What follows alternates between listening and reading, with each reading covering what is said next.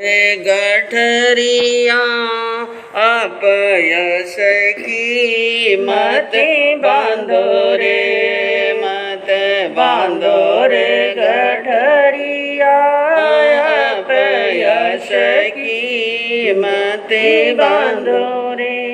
जीवन जवानी थारी घटा जैसी छाया, जीवन जवानी तेरी घटा जैसी छाया। बाल अवस्था तारे दिन 10 की मति बांधो रे, मति बांधो रे गठरिया अपयस की मति बांधो रे। आएंगे यम के दूत पकड़ने, आएंगे यम के दूत पकड़ने। खबर लेंगे तेरे नस नस की मति बांधो रे, मति बांधो रे गठरिया अपयस की मति बांधो रे। कहत कबीर सुनो रे भई संता, कहत कबीर सुनो रे भई संता।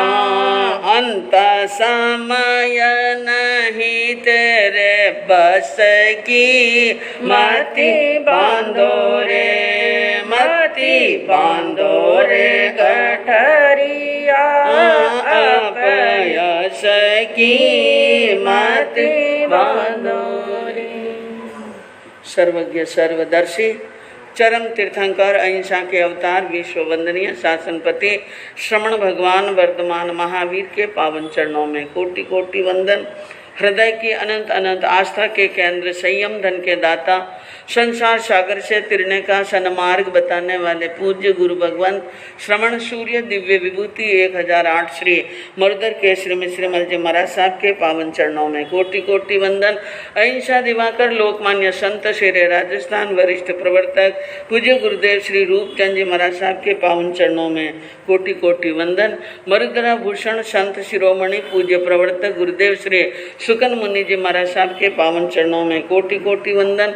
साधना की प्रतिमूर्ति सद्गुणों की उपासिका सरल मना शांत दांत गंभीरा गुरुवरिया माँ सती श्री सज्जन कंवर जी महाराज साहब के पावन चरणों में कोटि कोटि वंदन। धर्म प्रेमी बंधुओं, शीलवती माता बंधु, त्रिविधम नरकस्य द्वेदम द्वारम नाशन आत्मन काम क्रोध तथा लोभ तस्मात् त्यज्य त्रयम् ऐद। क्या कहा है कि 3 कार्य करने से नरक के द्वार खुलते हैं। 3 ऐसे कार्य हैं हमारे जीवन के अंदर जो आत्मा करती है और उसके द्वारा यानी नरकों के द्वार खुल जाते हैं। काम क्रोध लोभ, काम कामनाएं, काम भोग, और क्रोध यानी कषाय, और लोभ ये भी कषाय हैं। ये काम क्रोध और लोभ ये ऐसी कषाय, ऐसे दुर्गुण, ऐसी बुराइयां हैं। इन एक के साथ में अनेक प्रकार के दुर्गुण आत्मा के अंदर प्रवेश कर जाते हैं और आत्मा भारी कर्मों का बंद कर लेती है और ऐसे ऐसे कर्मों का बंद कर लेती हैं आत्मा कि जिसके परिणाम अभी आप सुन रहे थे विस्तार पूर्वक। कितने तो दृष्टांत याद दिला दिए स्नेह प्रभा जी ने, अनाथी मुनि जी का, मैतारज मुनि जी का, और विपाक सूत्र के उस यानी अध्ययन के माध्यम से भी कई प्रकार की पीड़ाओं का, रोगों का नाम जो नहीं जानते वो भी रोग बता दिए। जालंधर और भगंदर जैसे रोग, क्या बात करते हैं आप। इतने बड़े बड़े रोग जो हमारे शास्त्रों में अगर आपको टाइम मिले न शास्त्र का एक पन्ना भी खोल कर देखें और ये तो आपको बता दिया, इस वर्णन को पढ़ना हो तो विपाक सूत्र के प्रथम श्रुति स्कंद के पहला अध्ययन विस्तार से दिया हुआ है भगवान महावीर का। हम इससे जान सकते हैं कि ऐसे कर्म करने से जीव को इन प्रकार से भुगतान करना पड़ रहा है। सूत्र के माध्यम से ही बताया जा रहा है और चारित्र के माध्यम से भी बताया जाए। अंजना सती का चारित्र चलता है, ये भी कर्मों की कहानी है। किसकी कहानी है? कर्मों की। और आत्मा कर्म करता है और भोगता है। जीवन के अंदर बंधुओं, इन कर्मों से छुटकारा पाने के लिए, दुर्गतियों से और दुख से छुटकारा पाने के लिए भगवान ने जीवन के अंदर भव्य आत्माओं को उपदेश देते हुए कहा कि जीवन में संयम होना चाहिए। क्या होना चाहिए? जितना संयम होगा, जितनी मर्यादाएं होगी और जितनी हमारे जीवन में मर्यादाएं और संयम होगा, उतना ही कर्मों का आवागमन कम होगा।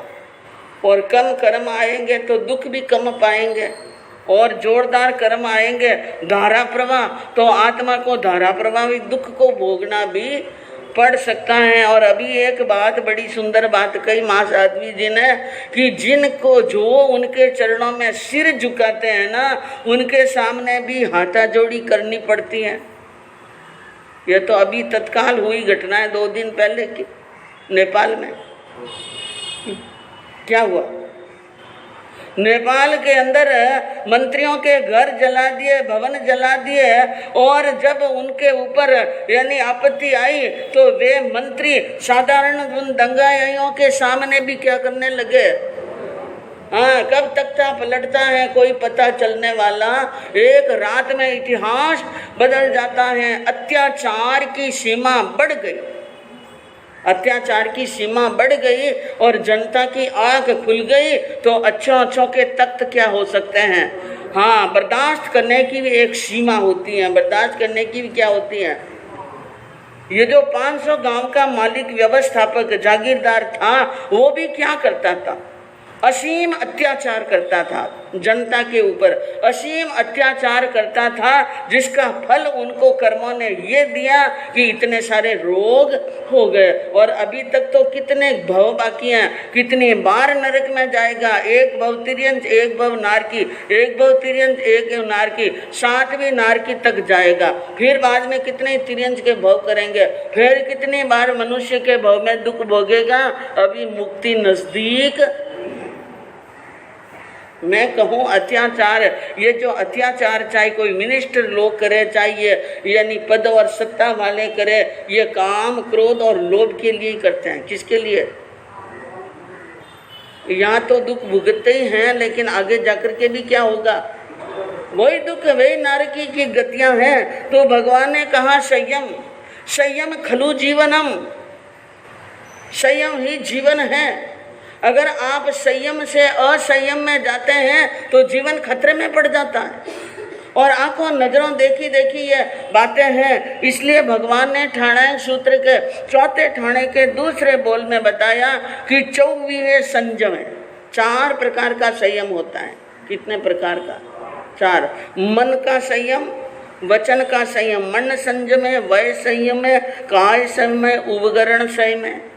यानी मन का संयम, वचन का संयम, काया का संयम और उपकरणों यानी सामग्रियों का संयम, जिसको हम अपने आप के साधु के तो 5वां महाव्रत है परिग्रह का, और श्रावक के लिए 5वां अनुव्रत है परिग्रह का, जहाँ पर भगवान ने सामग्री के ऊपर भी कंट्रोल करने का बताया। आपको कितनी चाहिए उतनी सामग्री रखो, बाकी का लोभ मत करो। लोभ के निवारण के लिए यह परिग्रह नाम का जो महाव्रत और अनुव्रत बना है। तो सामग्री का संयम करना और गर्हा करना, पापों की क्या करना? गर्हा करना, पापों के प्रति घृणा के भाव लाकर के आत्मा पर लगे हुए पापों की निंदा करना। गर्हामि निंदामि, हर पाठ में क्या आता है? गरहामी निंदा में, मैं अपने पापों की गरहा करता हूँ, मैं अपने पापों की निंदा करता हूँ। अपाणम वोशिरा में, और मैं अपनी आत्मा को वोश रहता, आत्मा से पाप को क्या करता हूँ? दूर करता हूँ। बंधुओं, संयम भी रखना कोई सही बात यानी सरल बात नहीं। लुकमान हकीम का नाम सुना आपने? हकीम थे, बहुत बड़े हकीम, सभी दवाइयों का, सभी रोगों की दवाई करते थे, और इतनी दवाइयाँ करते थे और इतने जानकार थे कि उनकी दवाई बराबर यानी सही होती थी, और एक बार उनकी दवाई लेते तो रोग जड़ से क्या होता था? इसलिए उनका नाम लुकमान के आगे हकीम यानी प्रसिद्ध हकीम। लेकिन हकीम बनने के पहले वे गुलाम थे। पहले वो क्या थे? गुलाम। एक जमाना था हमारे भारत में, यहाँ गुलाम की प्रथा भी चलती थी, लोगों को गुलाम बना दिया जाता था। और अंग्रेजों के टाइम में गुलामों पर बड़ा अत्याचार हुआ। यहाँ पर जब अंग्रेज बग्गी में बैठकर निकलते थे तो उन गरीब और गुलाम व्यक्तियों को रोड के ऊपर सुलाकर उसके ऊपर से क्या निकालते थे? बग्गियाँ निकालते थे। तो अत्याचार करने वालों की तो कोई कमी यहाँ पर नहीं।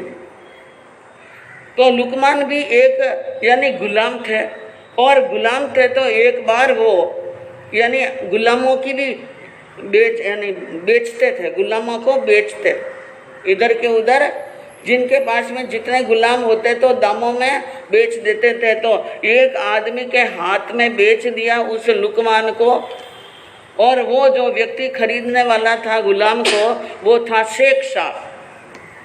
अब शेख साहब के घर के अंदर वो काम करते, लेकिन बड़े ईमानदार थे लुकमान। एक दिन शेख साहब ककड़ी खा रहे थे, और ककड़ी खाते गए, ककड़ी खारी निकल गई। क्या निकल गई? खारी। खारी निकली तो बोले तो कुछ नहीं, लेकिन जो बची हुई ककड़ी थी, जो एक ग्रास तो उन्होंने लिया, बाकी की ककड़ी उन लुकमान को दे दिया, तू खा ले। और लुकमान ने ककड़ी खा ली, पूरी ककड़ी खा ली, लेकिन उनके चेहरे पर कोई शिकन नहीं आई, मुंह नहीं बिगाड़ा, और ककड़ी खारी है ऐसे कुछ भी मानो उनके चेहरे पर कोई भाव ही नहीं आया, कोई शिकन भी नहीं आई। तो शेख साहब ने पूछा कि लुकमान, तूने ककड़ी खाई, ककड़ी कैसी लगी तेरे को? कि मीठी। क्या कहा? मीठी लगी। उन्होंने कहा मीठी कैसे लगी? झूठ बोलते हो। अरे ककड़ी तो खारी थी, ककड़ी मीठी कैसे हो सकती है? उन्होंने कहा कि शेख साहब, जब भी आप कोई भी चीज़ देते हैं ना, तो मैं हर चीज़ को मीठा समझ करके ही खाता हूँ। आप अच्छी चीज़ दो तो भी मीठा समझ के खाता हूँ, तो अच्छी चीज़ भी देते हो तो उनको मीठा समझ करके प्रसन्नता पूर्वक खाता हूँ। तो आज आपने खारी ककड़ी दे दी तो क्या फर्क पड़ गया, मैंने तो उसको भी मीठा समझ के खा लिया। बंधुओं, बात तो बिल्कुल सिंपल है, लेकिन आप जैसे हम जैसों को कहते हाँ, बहुत मुश्किल है बंधुओं, बहुत मुश्किल है। खारी हो तो भी खानी मुश्किल, न फीकी हो तो भी खानी मुश्किल। हम संतुलन को बहुत जल्दी बिगाड़ देते हैं। पहली बात तो खारी ककड़ी आते ही, खारी सब्जी आते ही मुंह बिगड़ जाता है, और मुंह के साथ में बिगड़ने के साथ में तामस आ जाती है, और हम कह देते हैं ये क्या बनाया। और उन्होंने मन पर संयम रखा, अपने मन पर क्या रखा? संयम। और वचन पर भी क्या रखा? संयम रखा। ये बात देख सुन करके शेख समझ गया यह कोई मामूली व्यक्ति नहीं है, ये पहुंचा हुआ व्यक्ति है। इनके जीवन में एक तो है संयम और दूसरा है संतोष, जो दोनों ही धर्म के अंग है, संयम और संतोष। इसलिए उन्होंने कहा तुम गुलाम रहने योग्य नहीं हो, मैं तुम्हें 1000 दिनार देकर बाइज्जत बरी करता हूँ, यानी तुम्हें स्वतंत्र करता हूँ। और आगे चल करके वो बहुत बड़े हकीम हुए। तो संयम का एक बहुत बड़ा फल है बंधुओं। और मात्र संयम संयम को जीवन बताया कि संयमम खलु जीवनम, यह महावीर का वाक्य है। संयम जीवन है और असंयम मृत्यु है। जैसे एक नदी है और नदी दो किनारों के बीच में संयम में यानी मर्यादा में चलती है तो नदी जीवन देती है। क्या देती है? पशु पक्षी मनुष्य नदी के किनारे जाकर प्यास बुझाते हैं। खेतों में नदियों का पानी आता है तो बुवाई होती है, अनाज और सब्जियां बनती हैं, जड़ी बूटियां तैयार होती हैं और वही नदी किनारा तोड़कर बहने लग जाए तो गांवों के गांव बहा देती हैं। तो मर्यादा में है तो जीवन है, मर्यादा तोड़ते ही क्या बन जाता है? खतरा बन जाता है। इसी प्रकार पृथ्वी, ये पृथ्वी है जिसका नाम है अचला, कभी चलायमान नहीं होती, स्थिर रहती है धरती, लेकिन कभी कभी प्रकंपन होने लगता है। धरती भी क्या होती है? हिलती है तो दरारें पड़ जाती हैं, भूकंप आ जाता है। और भूकंप आता है तो कई गांव को अपने अंदर समा लेती हैं, कईयों के प्राण लूट लिए जाते हैं। नहीं तो इस धरती के ऊपर हम जन्म लेकर के सुखपूर्वक जीवन यापन कर रहे हैं, क्योंकि धरती हमें धारण किए हुए हैं। अगर धरती धारण नहीं करे और बार बार कांपने लगे तो हमारा जीवन जीवन है क्या? नहीं है। इसी प्रकार अग्नि भी मर्यादा के अंदर रहती है। तब तक अग्नि अनाज पकाकर हमारा पेट भर लेती है, लेकिन अग्नि अपनी मर्यादा का त्याग कर ले और लपटों की झाला निकल जाए तो वो 1 मिनट में भस्म भी कर सकती हैं। वायु जो प्राण वायु हैं, 1 मिनट नहीं चले तो हमारे प्राण जा सकते हैं।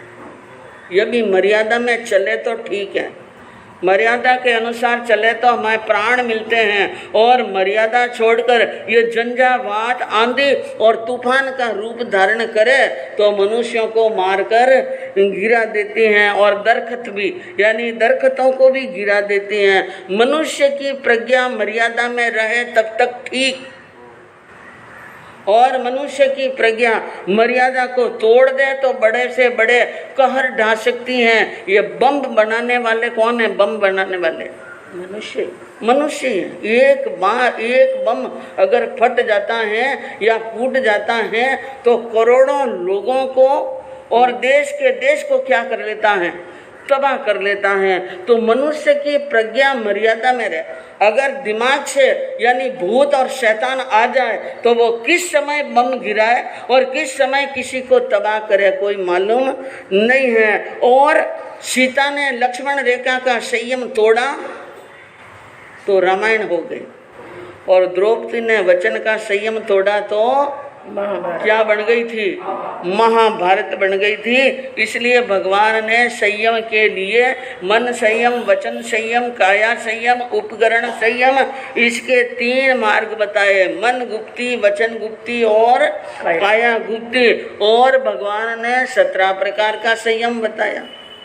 इन एक एक को अच्छी तरह से समझकर जितना जितना हो सके अगर हम उन संयम के अंदर आ जाएं, मर्यादा में आ जाएं और प्रतिज्ञाबद्ध हो जाएं तो हमारे जीवन में आने वाले बहुत सारे बुरे बुरे कर्म रुक सकते हैं और आत्मा कर्मों से कर्मों को हल्का भी कर सकती हैं। तो बंधुओं, समझने की बात है। यहाँ पर वर्णन चल रहा है कि माँ सती अंजना के जीवन के अंदर अशुभ कर्मों का उदय चल रहा है, पाप कर्म का उदय चल रहा है। इसलिए वहाँ वो अपनों के बीच में भी जाती हैं तो वहाँ पर भी उनको क्या मिल रहा है? अपमान, दुत्कारा और फटकार मिल रही हैं। और यहाँ तक कि माता पिता जो कहते हैं, दास दासी आकर के अंजना को वो बात कहते हैं, वो भी उग्र होकर के कहते हैं। क्या कहते हैं?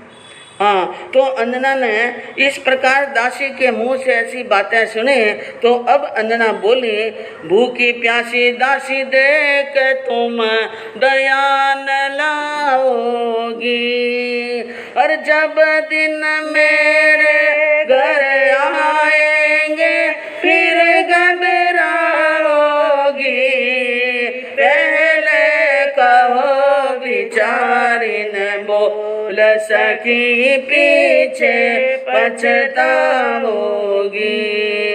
पति पवन जब युद्ध से आसी फिर शर्माओगी। और सबके मुंह पर धूड़ पड़ेगी वदन छिपाओगी। पहले कहो विचारिन मोल सखी पीछे पछताओगी। अंजना ने कहा दासी को, तुम भी एक दासी हो और तुम देख रही हो कि मेरे साथ में बसंत माला है, वो भी भूखी और प्यासी है। अरे तुम्हें भूखी और प्यासी दासी को देखकर, मेरी सखी को देखकर दया नहीं आती है?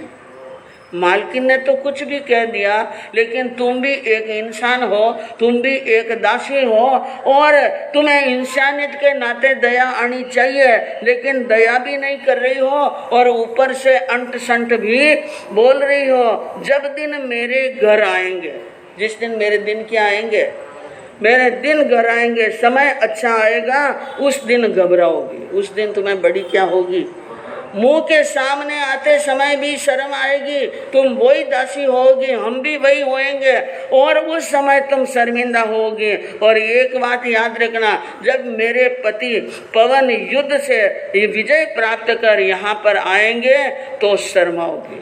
फिर तुम्हें क्या आएगी, शर्म आएगी और तुम सबके मुंह पर धूड़ पड़ेगी उस समय। और कहाँ जाकर के मुंह छिपाओगी? रहना तो इसी दुनिया में, कहाँ रहना है, इसी दुनिया के अंदर है। इसलिए बोलते समय क्या करो, किसी व्यक्ति के बुरे दिन आवे ना बंधु, बुरा समय आवे तो मन में आपके कैसे ही भाव आओ, कम से कम मन के भाव को मन में ही दबा दो, बोल करके सामने वाले के दिल में छेद करे जैसा वचन मत बोलो। आज उनके बुरे दिन हैं, क्या पता कल उनके अच्छे दिन आ जाए और कल वो सशक्त हो जाए, सबल हो जाए तो उनके सामने, और जब वो आपके बोले हुए बोल पर विचार करेगा तो क्या समझेगा, क्या इज्जत रह जाएगी बोलने वाले की उन व्यक्ति के सामने।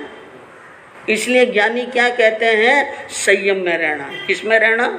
संयम में। अच्छी बात न बोल सको तो मत बोलो, कम से कम मौन कर लो और हाथ जोड़ करके वहाँ से क्या हो जाओ, रवाना। कुछ बोलना नहीं आता है, कुछ समझ में नहीं आता है और उनका कुछ भी भला नहीं कर सकते हो तो कम से कम मुंह तो क्या रखो, मुंह तो बंद रखो। इस प्रकार अंजना का अपमान हुआ देखकर और दुत्कारा फटकारा और उन दासियों के द्वारा, उन अनुचरों के द्वारा ऐसा फटकारना सुनकर अब चंदन यानी अंजना सती के साथ में उनकी सखी बसंतमाला, उनसे नहीं रहा गया और वो अपनी सखी को कहने लगी कि देख, हम यहाँ पियर समझ करके आए थे कि ये हमारा महेंद्रपुरी हमारा क्या है, आपका हमारा पियर है, लेकिन पियर के गांव में भी आए और पिताजी के द्वार पर भी गए न माताजी के द्वार पर भी गए। पिताजी ने क्या कहा वो भी सुना, माताजी ने कहा वो भी। हाँ, देखी थारे मात तणी तो बात रे, काई दुश्मन रे के दुश्मन सो पान करी दे। बूंदी के ने बाई थारा तातर काई जिन सूरे के दो टुक आगे निकली रे। बसंतमाला ने कहा कि हे सखी, तुम्हारी माँ की ये बातें जो चेड़ी ने आकर के कही, चेड़ी यानी दासी ने जो बातें कही हैं वो तुम्हारे माँ के वाक्य हैं। किसके वाक्य हैं? माँ के कहे हुए वाक्य हैं। हो सकता है नमक मिर्ची और मिलाई होगी, क्योंकि मौका मिलता है तो ये लोग भी चुप रहने वाले नहीं है। जब मालिक पर मालिक रूठ जाता है ना, तो इनके भी जबान के ताले खुल जाते हैं। कहा कि तुम्हारी माँ ने जो शब्द कहे वही शब्द दासी ने कहे हैं, हे सखी, और ऐसी की है तुम्हारी माँ ने, तो ऐसा तो दुश्मन भी नहीं करता है। क्या नहीं करता है? अरे वो जननी है, जन्म देने वाली है, 9 महीने तक पेट में रखा है, पाला है, पोसा है और जवान किया है। तुम्हारे चारित्र के बारे में अच्छी तरह से जानते हैं। माँ से बेटी छिपी हुई रहने वाली, कोई लाख बात भी कह दे तो भी क्या माँ उनकी बात मान लेती है क्या? और मान लो कोई बात माने जैसी हो भी जाए तो भी बेटी से पूछ कर निर्णय तो करना माँ का कर्तव्य होता है। और तुम्हारे पिता भूंडी कीने बाई थारा तात, तुम्हारे पिता ने भी गलती किया है। वो एक राजा है। वो क्या है? राजा हैं, न्याय के आसन पर विराजते हैं, तो उनको न्याय करते समय दोनों पक्ष सुनने चाहिए थे। पिता ने तो जो किया वो भी गलत किया, लेकिन उनसे भी ज्यादा गलत किसने किया है? माँ ने। कि जिनसों रह के 2 टुक आगे निकली, तेरी माँ तो 2 कदम और क्या निकल गई, आगे निकल गई। इसलिए अब यहाँ पर कोई आस मत रखो, माँ के सामने प्रार्थना मत करो, अनुनय विनय मत करो। चालो बाई बाड़ो मुंडो आज रे कई कालो रे, के कालो हिरदो माँ बाप रो जी, कहे अंजना नहीं किणी रो चूक रे, काई फल है रे के पूरब भवर पाप रो रे। दासी ने कहा चलो यहाँ से। उनको गुस्सा आया हुआ था, कह दिया बाड़ो मुंडो। ऐसे शब्द बोलने वाले को क्या करते हैं? मुंह बले वहाँ से रवाना हो जाए। और भाई थारे यानी माँ बाप का हृदय काला है, माँ बाप का हृदय अच्छा नहीं है। अंजना ने कहा सखी, माँ बाप तो माँ बाप ही होते हैं। माँ बाप के लिए ऐसा शब्द मत बोलो। और नहीं है किणरो चूक, ये न माता का चूक है न कोई पिता का चूक है। और फल है पूर्व जन्म रे पाप रो। वो फल किसका है? हाँ, बस हमारे में और उनमें यही फर्क होता है। हम चूक निकाल देते हैं अगले वाले के अंदर, लेकिन वो चूक निकालते किस में हैं? अपने कर्मों में, अपने पाप में, अपने पूर्व जन्म के अशुभ कर्मों में। इस कारण से उन महाशक्तियों के नाम का स्मरण किया जाता है। अब देखा कोई बात नहीं, माता पिता हैं और सबसे ज़्यादा माँ बाप को ही संतान प्रिय होती हैं, और संतान गलत करती हैं तो गुस्सा भी माँ बाप ही करते हैं। लेकिन परिवार बहुत बड़ा है। भाई कितना मेरे? हाँ, 100 भाई हैं। कोई बात नहीं, माँ बाप ने नहीं रखा तो भाई तो अपने घर पर रख ही लेंगे। और 100 में से 99 मना कर लेंगे तो एक तो हाँ। अरे भूखी प्यासी अंजना भाई घर आई रे, गाड़ी घबराई रे। भूखी प्यासी अंजना भाई घर आई रे, गाड़ी घबराई रे। अब भूखी प्यासी अंजना चलती हुई अपने भाई के घर पर आती हैं। और बंधुओं, जैसे ही अंजना ने नगर में प्रवेश किया ना, लगभग पूरे नगर के लोगों को खबर लग गई कि कौन आई है, अंजना। और राज द्वार पर गई तो राज अधिकारियों को मालूम पड़ गया, माँ के द्वार पर गई तो मालूम पड़ गया। तो यह बात तो भौजाइयों और भाइयों से भी छिपी हुई तो नहीं थी कि अंजना आई है। और सासू ने उन पर क्या लगाया है? हाँ, कलंक लगाया है। और इस कारण से काला वेश पहन करके आई हैं। और यह बातें भौजाई साहब सुन ले तो क्या बात होती है बंधुओं? आप जानते हैं ननंद बाई रो बेस देखने भोजाई जियो भिड़की रे, झटपट उठ दौड़ मोड़ारी, हट के खिड़की जड़ दी रे, सतिया शरमाई रे, मारी भूखी प्यासी अंजना बाई घर आई रे। दूर से आती हुई ननंद बाई को देखा और देखा उनका काला वेश। इतनी देर तो दासियों से सुना था कि अंजना आई है काला वेश पहन करके, लेकिन अब तो सामने से क्या दिख गई, काले वेश में अंजना और बुझाई साहब भिड़की। एकदम बुझाई साहब को गुस्सा आया और झटपट दौड़ती हुई दरवाजे और मोड़े के पास में आई और आकर के खटके दे दी खिड़की। दरवाजा क्या कर लिया, बंद कि अंदर नहीं आ जाए। और जब खटका यानी खिड़कियां बंद करते हुए देखा, दरवाजा बंद करते हुए देखा तो सतिया गाड़ी घबराई, शर्माई। उनको क्या आ गई थी, शर्म आ गई। लेकिन शर्म आई तो भी खड़ी रही वहाँ पर और वो विचार करने लगी कि भुजाई साहब ने आडा तो क्या कर लिया है। हाँ, बंद आडो देख दोनों सतिया को, और गाडो दिल दुख पायो रे, बारी मैसो भोजाई जी अब बेड़ो वचन सुना यो रे, एड़ी बतलाई रे, व्यारी भूखी प्यासी अंजना बाई घर आई रे। दरवाजा तो बंद किया सो किया, खिड़की भी बंद कर ली, लेकिन थोड़ी सी खिड़की खोलकर अब वो अपनी ननंद को कुछ शब्द सुना रही हैं। क्या सुना रही हैं? और वो सुन करके यानी अंजना और क्या होती हैं, दुखी होती हैं। दरवाजा ही बंद कर लिया, खिड़की भी बंद कर ली, और क्या सुना रही हैं भुजाई साहब वो सुन रही थी और विचार करने लगी कि माँ ने भी मेरी बात नहीं सुनी, पिताजी ने भी बात नहीं सुनी।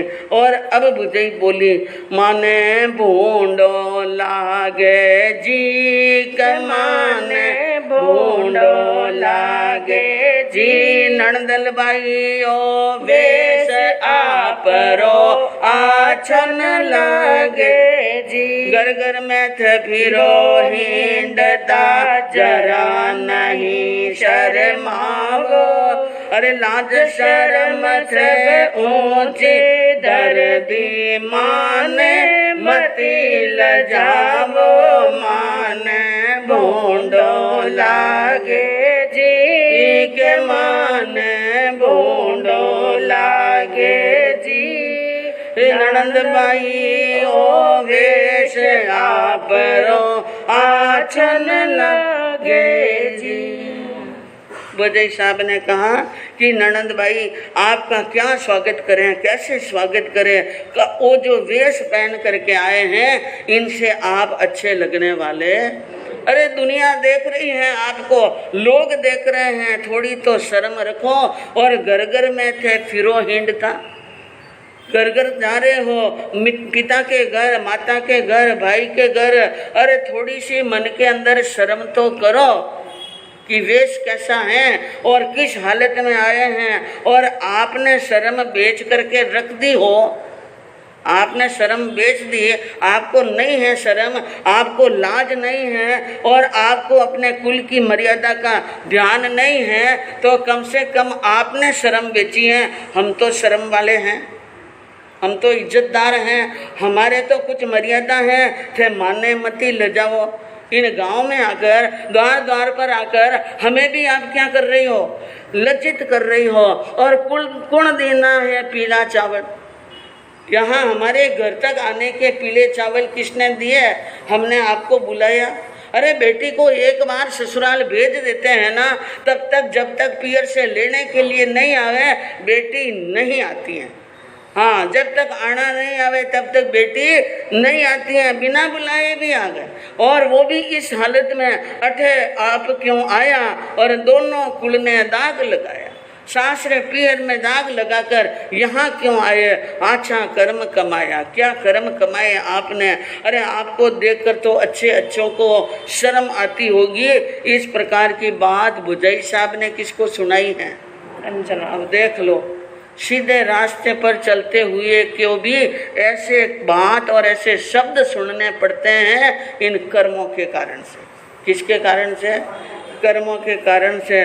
तो अब बंधुओं, उनकी ये बातें सुनकर, उनकी सखी उन भुजई साहब की बातें सुनकर, क्योंकि पिताजी के वहाँ पर तो अनुचर कहने के लिए आया था और माँ साहब के वहाँ से चेड़ी कहने के लिए आई थी, लेकिन यहाँ तो साक्षात कौन बोल रही हैं? माँ भुजई साहब बोल रहे हैं, जो माँ के स्थान पर है, माँ यानी बड़ी भुजई माँ के बराबर होती हैं, वो बोल रही हैं। तो उठी जाड़ो जाल, अब तो दुख की जाल उठने में कोई कसर नहीं रही है। तो बंधुओं, अब इनका वर्णन आगे कैसे चलता है और भुजई साहब के इन शब्दों का ननंद भाई क्या जवाब देती हैं, आगे सुनने से मालूम पड़ेगा। गठरिया